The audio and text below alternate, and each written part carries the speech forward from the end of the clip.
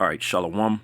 First and foremost, I want to give all praises, honor, and glory due to Yahweh, Bahasham, Yahweh Shai, Waharaka Kwadash. Double honors to the apostles and elders at Great Millstone, and peace and salutations to the hopeful elect out here toiling in this truth. I'm Pathak Amath, GMS Dallas, and I'm just coming back at you with a quick hit lesson. And just through the spirit, man, the spirit jumped on me. I was listening to, as you can see on the screen, I got a lesson pulled up that I listened to. And as I was listening, man, my elder here, Yashawamba, here in Dallas, Texas, GMS Dallas, beautiful lesson, man. And hey, man, that brother's on fire, man. That's a man of the Lord. The Lord is dealing with this brother, man. This lesson right here sparked me to do a lamb back lesson of sorts, because as I was listening, man, things were, through the spirit were coming to me. He was making good, beautiful points, about going into Daniel and Shadrach, Meshach, and Abednego, which applies to us today. Having these government names, we're the Israelites. We've got our government names, just like they were Israelites, and that captivity being in physical Babylon, and us being in the spiritual Babylon. The same things. Those representations of those physical accounts were spiritual accounts for these times, man. Beautiful lesson, man, which sparked me. And I'm gonna name this lesson, the physical accounts of the ancients had spiritual meaning for us today, is what I'm going to entitle this. And I just want to land back real quick. Like I said, he was making some beautiful points, and as far as that fiery furnace that we're going through, we're already in that furnace, just like they got put in the furnace. Daniel's in the lion's den. We're going to have that faith, and these things are basically replaying, and those same accounts had a spiritual representation in these days. You know what I'm saying? In these times, and I always like to say, everything in the ancients were physical. They did everything physical. They fought physical wars. They did physical baptisms. They did physical sacrifices of physical animals on a physical altar. Well, we're still doing those things in these times, only spiritually, man. And he brought out that we're still putting up those. We're still fighting those spiritual wars. Those wars only spiritual. We're still doing those baptisms, only spiritual. You know what I'm saying? We're still sacrificing, making those sacrifices on the altar, only spiritually, man. And he brought out that, which I love, that scripture in 1 Peter 2:5, man. That spiritual, us building that spiritual house and setting up those spiritual sacrifices, man. You know what I'm saying? So we're still doing all these things, but we're in a time of things being spiritual right now, which, don't get it twisted, they're going to turn physical, even in these times, man. That persecution is coming and these things are happening. But I just wanted to go real quick because I wanted to land back real quick. So this lesson right here sparked my lesson. So without any further ado, I want to get into now real quick, because the scriptures tell us in Isaiah, the 46th chapter and verse 10, and I'll read it because, these things have a spiritual meaning. It says, declaring the end from the beginning, and from ancient times the things that are not yet done, saying, my counsel shall stand, and I will do all my pleasure. So the counsel of the Most High is going to stand, man, and His counsel is this word, man. It is. It just is. It's that the word is it will always be, man. You know what I'm saying? And the pleasure of the Lord is going to happen. So everything that's been happening from the very beginning, all the way to the kingdom being established in the earth, the coming kingdom, was the will of the Lord, man, and His pleasure, man.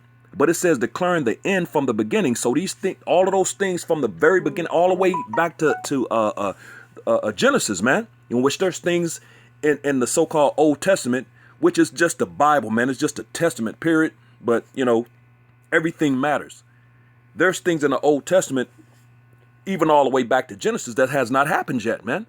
You know what I'm saying? So it says declaring the end from the beginning. So those things that were done in the beginning, for example, and I'm gonna go into it, the account of Eve with the serpent in the garden, man. you know what I'm saying, was something from the beginning that has spiritual meaning, you know, spiritual meaning for us in these times today, man. You know what I'm saying? Israel had to take that fall. You know what I'm saying? It's a lot going on in this Bible, man. And through the Spirit, man, if the Most High is dealing to you, He's going to reveal these things to you, like as it says in Amos the 3rd chapter. The Lord will do nothing, but He revealeth His secrets to His servants, the prophets, man. You know what I'm saying? So deep understanding is coming through the Spirit, and it's beautiful, man. But declaring the end from the beginning and from ancient times, the things that are not yet done, saying, my counsel shall stand, and I will do all my pleasure. So, like I said, an account that was done with from the very beginning with Eve, you know, that had everything to do with the end, man. You know, those accounts with like the elders was bringing out with Daniel and Shadrach and Meshach and Abednego. Those things happened back then, but they were about had a spiritual meaning about things in these times, man. You know what I'm saying? For us today, man, you know, that faith, you know what I'm saying? That belief, you know, and if you believe it, do you believe it? That's the thing. Do you believe these things? Do you believe those accounts? Do you believe those things happened? You know what I'm saying? So those things that happen in the beginning are vital to understanding what we're going through in these times, man. But yeah, hey, and there's a lot of things that, again, as the prophecy is here is saying, that hasn't even happened yet, man. You know what I'm saying? So I want to go here now, because the scriptures say for a reason, you know, this right here. This is Romans 15 and verse 4, and it reads, for whatsoever things were written aforetime were written for our learning, that we through patience and comfort of the scriptures might have hope, you know. And because of the you know, these accounts and the actual understanding of these accounts and how they apply today, you know, gives us that hope and that comfort, man. You know what I'm saying? That's why the scriptures are called the comforter, man, because when we read these scriptures now, we get comfort from them. You know what I'm saying? Where there was no understanding before, you know, we would read the Bible and with no understanding. Now the Lord is supping, you know, as it says in Revelations, the 3rd chapter, you know, like around verse 20, 21, somewhere in there, you know, that the Lord will knock, you know, and you let Him in, He'll sup with you, man. You know what I'm saying? Which He's only going to knock on the doors of those, which is your representative of your mind, of the elect, man. Those that were predestinated from the foundation of the world, man. You know, those are the only doors He's going to knock on anyway. You know what I'm saying? And they're going to open, man. You know what I'm saying?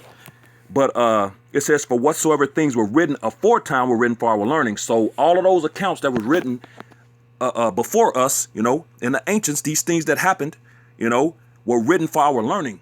So we read these accounts, and now with this understanding that we're being opened up to, it helps us understand the position that we're in today and things that we need to do, because we see our forefathers and how they did things, how they handled themselves, you know what I'm saying? Which helps us to gives us that example in these days and these times, man, because those same things that they went through, we're going through and we're going to go through. You know what I'm saying? That's what that's there for. This right here that I'm reading on the page, Romans 15 and 4, for whatsoever things were written for aforetime were written for our learning, man. You know, and if you're one of those chosen vessels, man, you're gonna have that learning, man. You're gonna learn these things, man. You know what I'm saying? It's only for them, because the scriptures also say it is given unto you to know the mysteries and secrets of the roughly paraphrasing, the mysteries of the kingdom of the Most High, but unto them it is not given, man. You know what I'm saying? All men cannot receive this same, save they to whom it is given, man. You know, these are the things that the scriptures say. So those men, those set up vessels are going to receive this knowledge, man, and they're gonna go back. They're gonna look at those accounts aforetime, and they're gonna learn from them, man, and they're gonna be given those understandings of those things and what it represents, man. You know, and that's a beautiful thing, man, because when you with further understanding, man, the scriptures say in Ecclesiastes chapter 1 and verse 9, the thing that hath been it is that which shall be, and that which is done is that which shall be done, and there is no new thing under the sun. So reoccurrence, man. Reoccurrence of things, man. That's what's going on, man. Because and let me just prove this real quick. There's some simpletons out there. It says the thing. Let me prove this real quick. You know that's talking about man. This is Ecclesiastes 6 and verse 10, and it reads, "That which hath been is named already, and it is known that it is man. Neither may he contend with him that is mightier than he." So the thing that hath been is man. That's what that's telling you. So when we go back to Ecclesiastes, the first chapter and verse 9, it says the thing that hath been is talking about man. So the man that hath been, it is that which shall be, proving reincarnation. So all of those things aforetime, those people and what they went through, same people back on earth doing the same things, man. It's been a reoccurring thing, but we just now in these days and times, in the latter times, the spiritual understanding of those things are being revealed in these times, man, because we're at the end. The thing with that hath been is that which shall be, and that which is done is that which shall be done, and there is no new thing under the sun, man. So, nothing new under the sun. And I just want to get really quick, a quick account in Genesis, the 3rd chapter, going into that. This is one of the accounts that when you read it, of course, it's dealing with the serpent and Eve, but there's a bigger representation spiritually of that we now have in these days and times, which is the point of this lesson, man. You know what I'm saying? Those things, which is as the elder Yashawamba here in Dallas brought out beautifully in that lesson that he just did, man. It's wow, it's just beautiful, man. This is Genesis chapter 3 and verse 15, and it reads, "And I will put enmity between thee and the woman," which means hatred, you know what I'm saying? "And between thy seed and her seed. It shall bruise thy head, and thou shalt bruise his heel." So when you get into this, the understanding of what that actually is spiritually in these times representing is representing one nation of people that will be opposed and hate another nation of people, which we know that's talking about the nation of Edom. They'll go back to their forefather Esau, and the nation of Israel, which goes back to their forefather Jacob, man. You know what I'm saying? Because the enmity between thee, he was talking to the serpent. When you read up in the very next verse, the previous verse before it, it says, "And the Lord Yahweh power said unto the serpent, because thou hast done this, thou art cursed above all cattle and above every beast of the field. Upon thy belly shalt thou go, and dust shalt thou eat all the days of thy life." So if that were literally talking about a serpent, doesn't a snake already slither on his belly? Why would he tell a serpent that was not already a snake? If it was already a snake, why would he tell him, "Upon thy belly thou shalt go," or "shalt thou go," as if he was standing up and walking? Because he was standing up and walking. It's not, that serpent is not representative of a literal serpent, a snake, man. And let's prove that, man. Let's go in real quick. Let's prove that. Let's go into this real quick, into the concordance. Let's go into this word serpent real quick. The serpent, here it is. Hebrew 5175, Nachash, and it says outline of biblical usage: serpent, snake, serpent, image of a serpent, fleeing serpent. So what I'm going to do is I'm going to go into this word serpent, and I'm going to go into a web search. Let's read what it says about the serpent. This is serpent. It says serpent, noun. Literally, number one, literally a large snake, but that's not what that's talking about. Number two is actually what that's dealing with in Genesis, man. Look at what it says. Number two, a sly or treacherous person, especially one who exploits a position of trust in order to betray it. That's beautiful, because that's exactly what that representation in Genesis is going into. It says a sly or treacherous person. So the serpent was a person, man. Serpents are wise, man.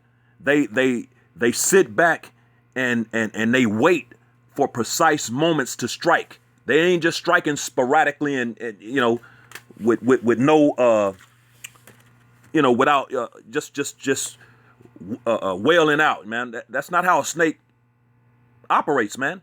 It sits back and it's gonna observe, man. And something going by, it'll watch like several times. It'll let it pass by several times. It'll just sit there until that right, precise moment.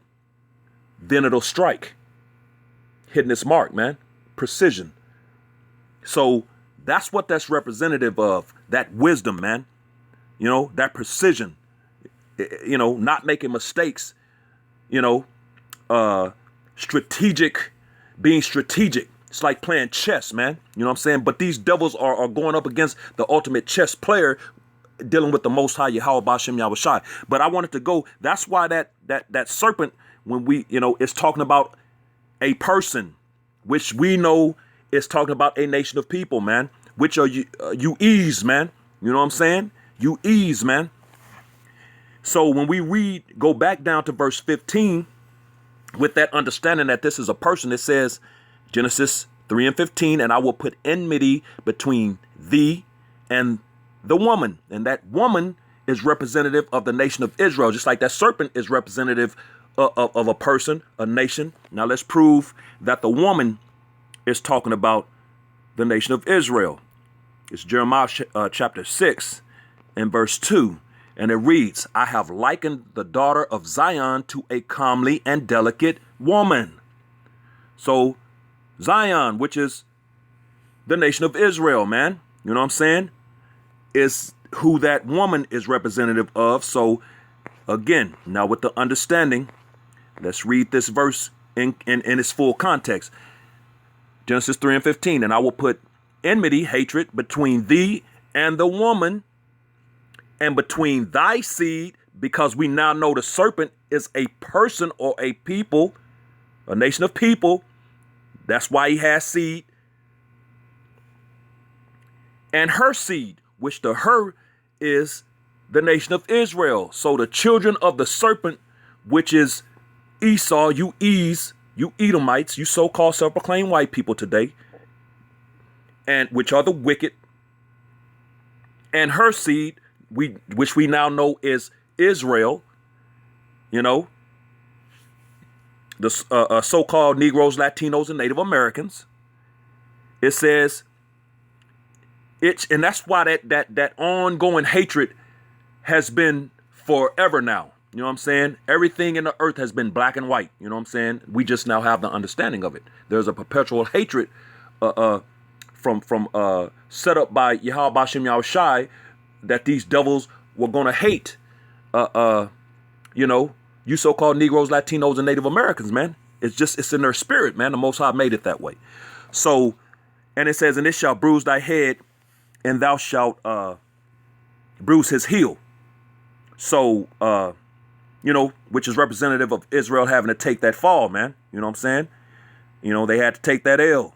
It had to happen. There was no way we were going to go through this story without that L, without them falling, man. It was the Most High wrote it in like that. It was written, and it had to come to pass. As a matter of fact, the scriptures go into that.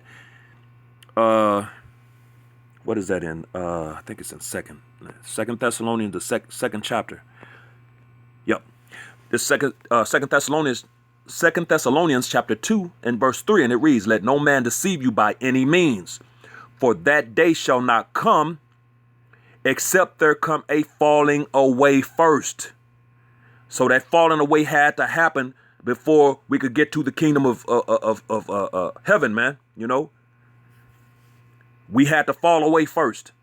That's what that was representative of in Genesis, man. You know what I'm saying? And that man of sin be revealed, the son of perdition. He's the son of destruction, and he's being revealed in these times, man. His revealing is happening. The scriptures prophesy about how he was going to be made bare, man. He was going to get exposed, man. And we're in those times. We now know who the man of sin is. You ease, man. you know, give gays and lesbians rights, you know, opposed to them getting put to death as the scriptures say, the Most High says, you know, in his laws and his word, you know, you give him rights and protect him, man. Where the Lord said, put him to death. You know what I'm saying? That man of sin who pushes pork, man, calling it the other white meat. You know what I'm saying? And just gay parades and just all kind of manner of wickedness and madness here, man. You know, you promote adultery, you know, in your entertainment industry. You know what I'm saying? Just all of these things, man. So just that's contrary to the Lord, man. It's pushed here at a high level. You know what I'm saying? It's just a high level of wickedness here because the earth is given into their hands, man. Job 9:24, the earth is given into the hand of the wicked, man. So these people are being revealed today because, as the scriptures say, also that Satan had transformed himself into an angel of light. So for a long time, they've been looked at as angels, man, as like they weren't doing any wrong, that they were just good. But now that elephant in the room is being pointed out, man. You know what I'm saying? So he's being revealed, which that had to happen.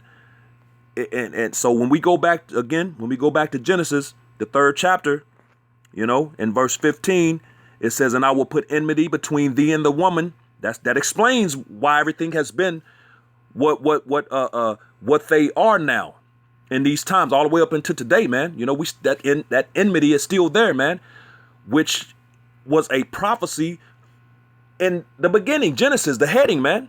We're reading it.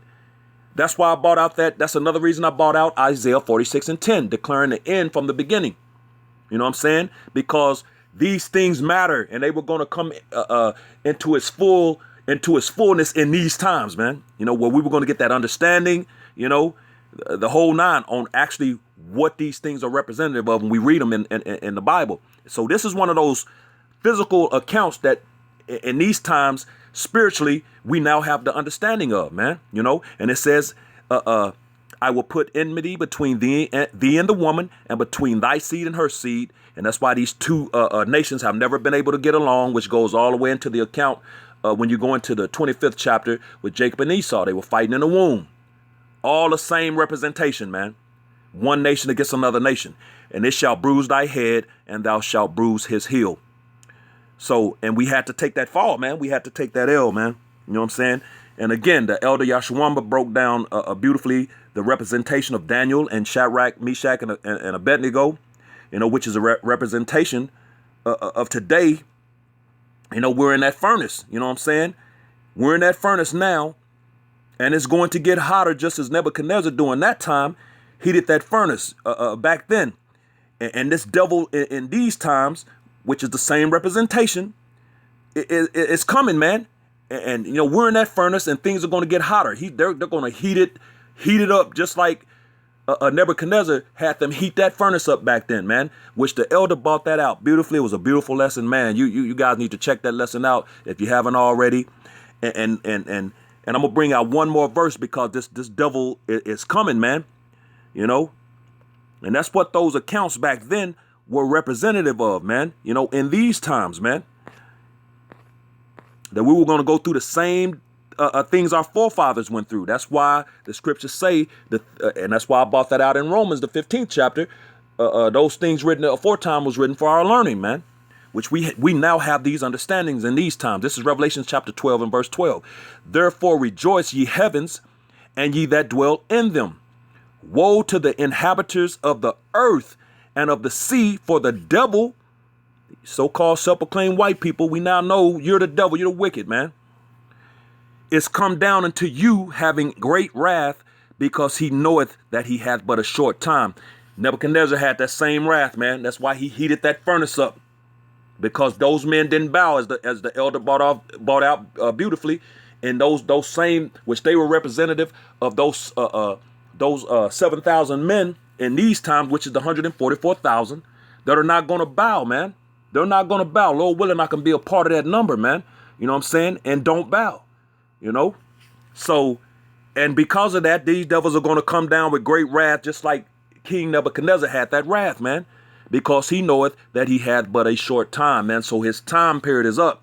So they finna go in, man, balls to the wall. They're coming. That persecution is coming, and you can feel it. You can see it. You can feel it. This place is falling, and it's a beautiful thing, man. We're in beautiful times. But all of those things, those accounts were physical accounts that happened in the earth, but had a spiritual representation for us in these times, man. You know, and it's a beautiful thing.